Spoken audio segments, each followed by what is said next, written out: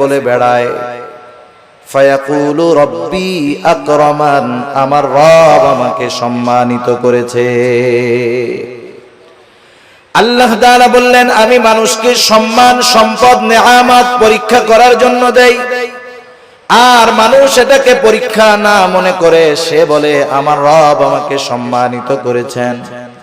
প্রথমত একটা জিনিস আমাদের ক্ষেত্রে ক্লিয়ার হওয়ার প্রয়োজন, আল্লাহ তাআলা শুধু অভাব, কষ্ট, দুরবস্থা দিয়ে মানুষের পরীক্ষা নেন বিষয়টা এমন নয়, বরং সম্পদ, সম্মান দিয়েও আল্লাহ তাআলা পরীক্ষা নেয়।